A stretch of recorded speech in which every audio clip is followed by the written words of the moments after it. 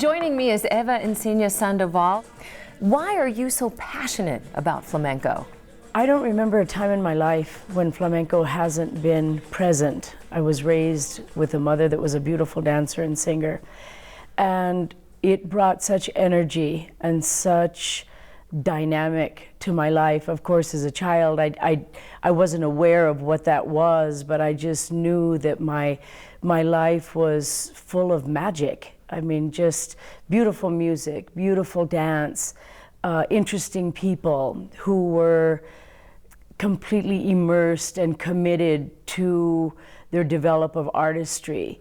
So now, as I can have some perspective on that, I know that flamenco was the language with which my mother instilled in me the elements of discipline and energy and focus, and so I can't imagine my life without it. And when people will say, why are you so passionate about this art form? It's so much a part of me. It's in my blood, it's in my heartbeat, it's in my day-to-day life with my students, with my family, with my friends. Everyone is excited about it. So it's my lifeblood. It's what I do. How great to be able to live your passion. It sounds like there was never a time in your life where flamenco wasn't present. Absolutely, and we were all raised as dancers, my brother and sister and I, as were all my cousins and my aunts and uncles dance. You know, we were all part of flamenco. Flamenco was part of us. My mother would always make comment to me that she knew from day one, as I knew from day one, that I wanted to be a dancer. My brother and sister did it because it was part of our family ritual. But for me, there was a fire inside, a light that just shone flamenco. And she would tell me stories of when I was a very young child, how I would go out and fantasize in our garden. We had an enclosed patio, an old territorial style house where her studio was. And after class and before class, I would be out in the garden teaching the trees and bushes how to dance. That not only was flamenco a great passion with me, but also teaching. I loved the idea of teaching. And so my mother— Even at a young age? Oh, even at a very young age, which I think is maybe a little odd that, yes, I was enamored with the art form of flamenco and wanted to be doing it constantly, but I also displayed a real interest in teaching. My mother identified that early, and so she would let me assist her in the classes, and I was actually able to start teaching in her studio when I was very young, because I started dancing, of course, when I was 4 or 5 years old. So by the time I was 14, 15, I was teaching classes in her studio. Wow, what insight your mother had, and she probably got some of that from your grandmother. I had the fortune to be raised in a very special family. I love the fact that my children are both professional dancers, and many of my grandchildren are following in that direction. I believe it's much because of the power of family, but also the tremendous power of flamenco.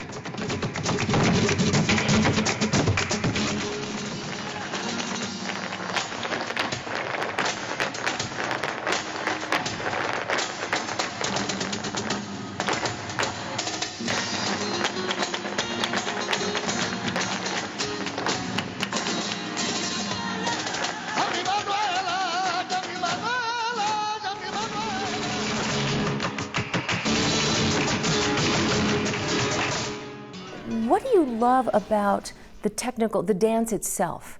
I find flamenco to be this beautiful blend of rigor in discipline, constancy, that you have to be in the studio every day working and developing the craft, developing technique, developing awareness and skill with the body.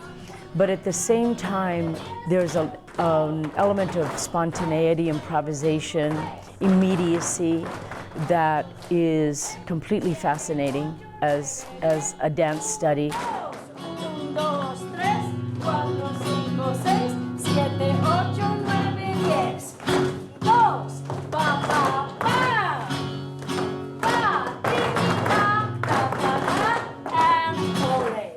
also have to understand in a very deep way the musical structure, which includes the guitar, the singing, the rhythm of the palmas, because all of those things that come together is what creates flamenco.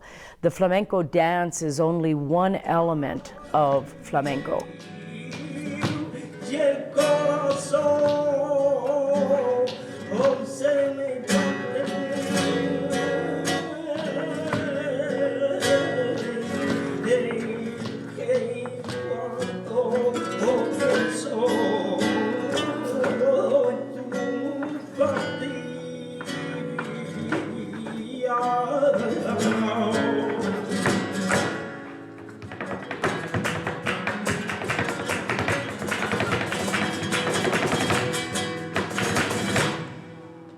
It's very interactive. It requires a real buy-in from the viewer, and certainly from the artist, the student, whether they be a guitar student, a dancer, a singing student, whatever it is that they are experiencing in flamenco, they've got to be able to just jump in 100%.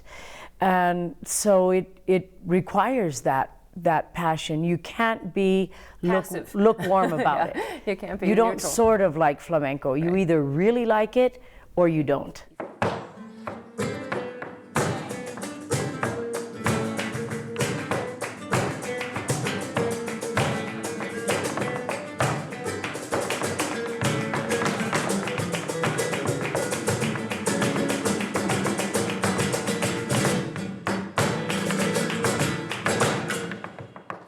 As dancers, we have to have a keen understanding and an ability to collaborate and cooperate with the musicians. That being the case, I studied many years the flamenco guitar because my mother felt that that was going to be an important part of my experience. And I was captivated by that as well. I remember there being a time when I realized that I was going to have to make a choice. If I was going to be really a good flamenco guitarist, I was going to have to really put all of my time and energy there, or a dancer put all of my time and energy there, and history tells us which way which direction I went. But nevertheless, that in-depth study of the music, and of course being raised also singing, helped me so much to develop as a flamenco dancer. In flamenco, it's very, very much integrated into your study as a dancer. And talk to me about the zapateados and you said the rhythm, the beat. Absolutely. Flamenco has, as one of the many very demanding and exciting elements of it, rhythm is at the base and the foundation of all flamenco study.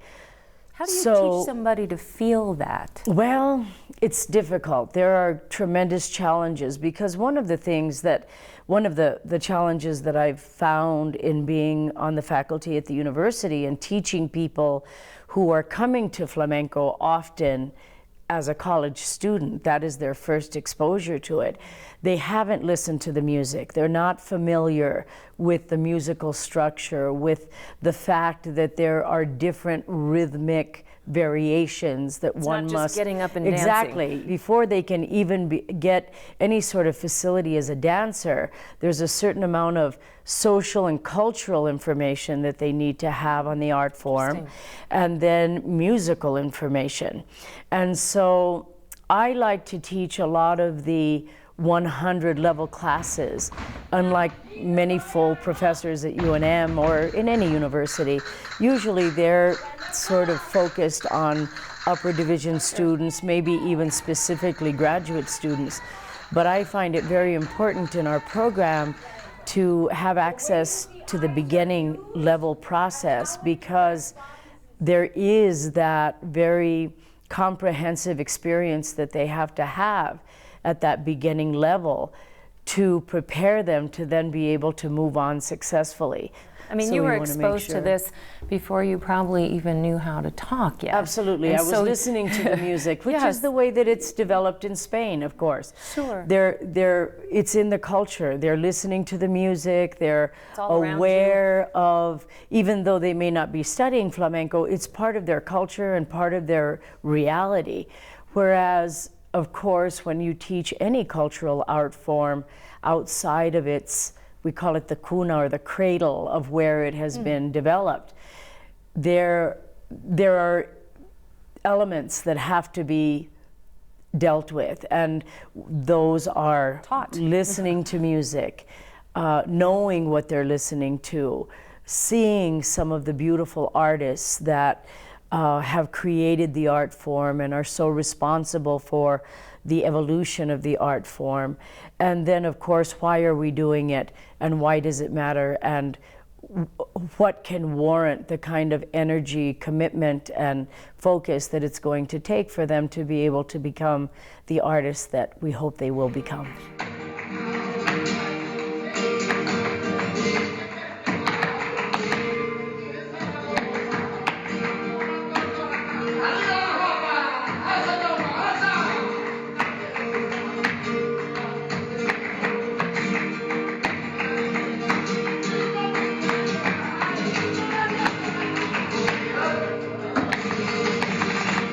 You're sort of the vehicle to bring it outside of that cradle, if you will, so that other people in a different culture can experience it fully and really learn it. I hope so, and I take that responsibility very seriously. I feel responsible, first of all, to our community. I'm a New Mexican and love our community and want very much to be able to take this precious gift that was given to me from my mother and pass it on with integrity.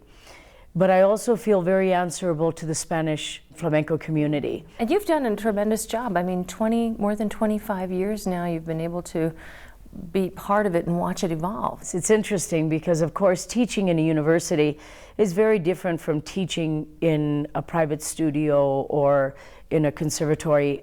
Most dance forms, they say, and I would tend to agree, take anywhere from 8 to 10 years to develop an artist from beginning to end, whatever that is, because the artistic process never ends. It's a lifetime study.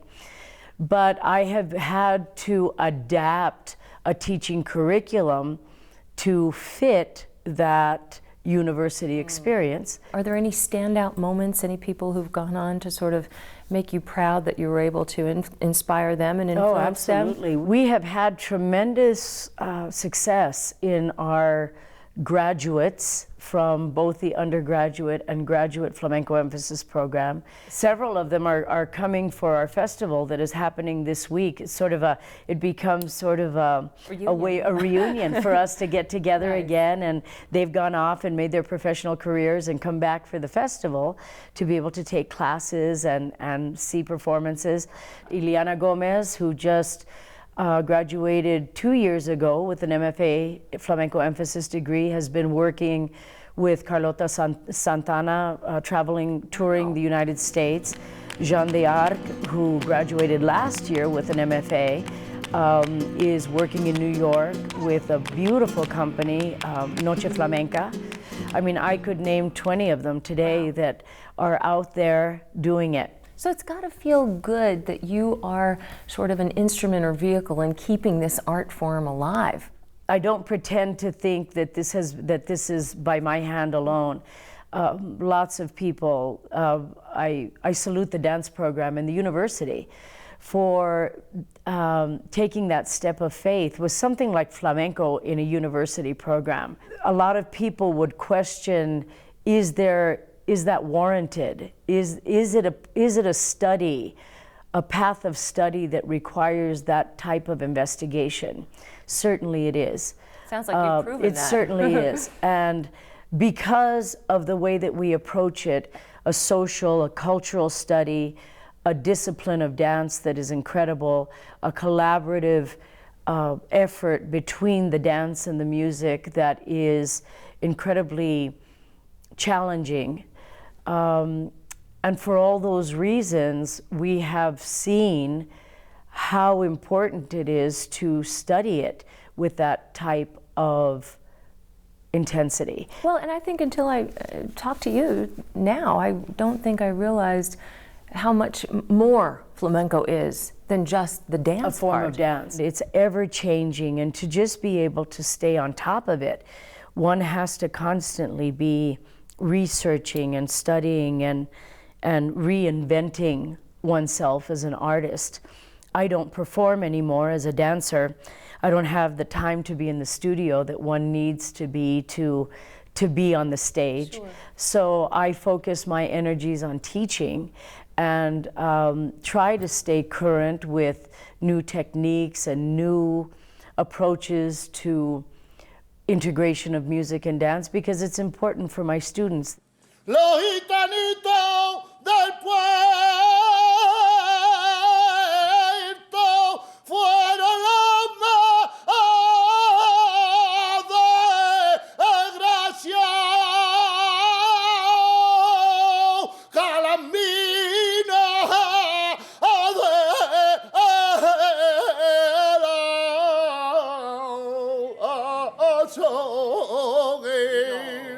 y ellos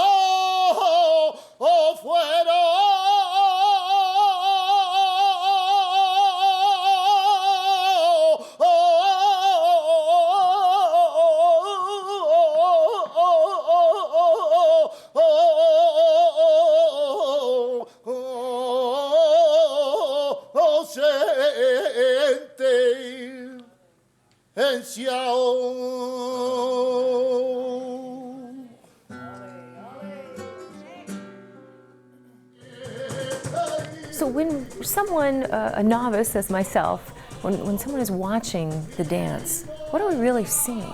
Flamenco is the cultural expression of a persecuted people.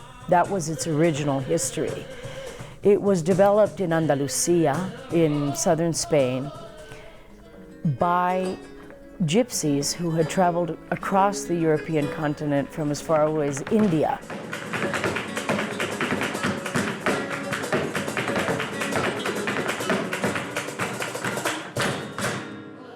Now, was it developed completely by gypsies? No, I believe that certainly there's the blending of the Spanish, the Arabic, the Moorish, the African, all of those different cultures coming together to create what was a new music for these people that would represent them collectively.